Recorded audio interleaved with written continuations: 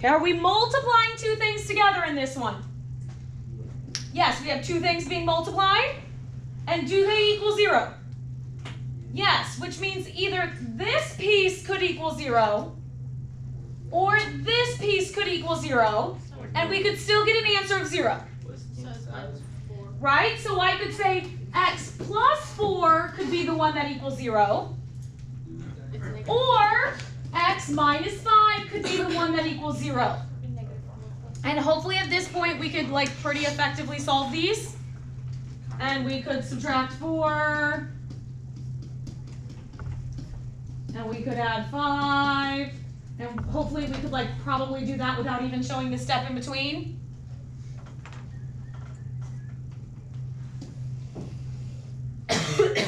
And we could say that x could equal -4 or x could equal +5, and both of those would give us an answer of 0. Agreed? Now, I want to show you where this comes from, but I'm not going to expect you to be able to do it. I'm going to show you an option you will prefer later. Okay? If we were given something that said this.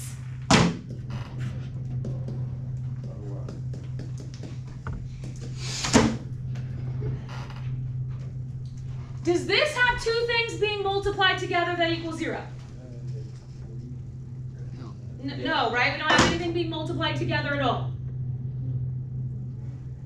But we know how to factor this. And so we could take this and factor it. And I could rewrite this into an x plus 3 times an x plus 4, that's a terrible addition sign, equals 0. That's division? Oh, that's an addition sign. Oh. Right, and then I have two things being multiplied together. And I could set each of those equal to 0. Now, I'm telling you right now, I'm not going to expect you or need you to go from here to here. The only thing that I am going to expect you to do is that if you are given it in factored form, you could say, okay, that means either x plus 3 equals 0 or x plus 4 equals 0. And you could solve these two things. Do you have to write that down? Like this step right here? No, at the side. Yeah, I would, yeah, right, this step. No. No. And these would be our answers.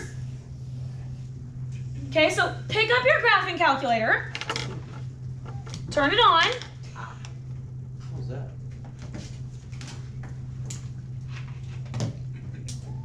Press y equals. And clear out the old equations that we have in there. Okay, so we're going to... So in the first row, we are going to put in this equation. What can we replace the 0 with? X. Y equals. So we're going to type in y equals, which is already typed in for us, right? So we'll put in x squared plus 7x plus 12. Don't hit graph yet. Nope, stay there. Oops. Plus 7x. Oh. Okay, then press the arrow down. Plus 12. Okay, and in your second line where it says y2 equals, I want you to put this in. So put a parenthesis, x plus 3, in the close parenthesis, and then open parenthesis, x plus 4. I didn't know, I can't go back. Hit y equals. Oh. Okay, so you'll have two equations, the first one in the first row, and the second one in factored form in the second row. Then you hit graph. And then Right, so your top row has your x squared plus 7x plus 12, and your second row has the x plus 3 times the x plus 4. I'm not sure where you are at. Oh. answer? Yeah, just go down. Okay, then once you have those both typed in, hit your graph button.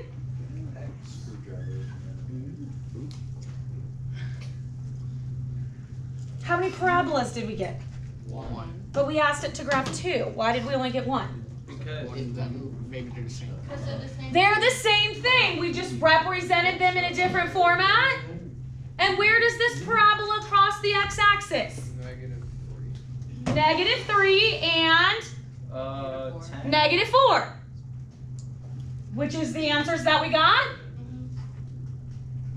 Okay, so do we see how those are all sort of the same thing? Here's what I want you to do. You are going to complete an exit slip today that is using your graph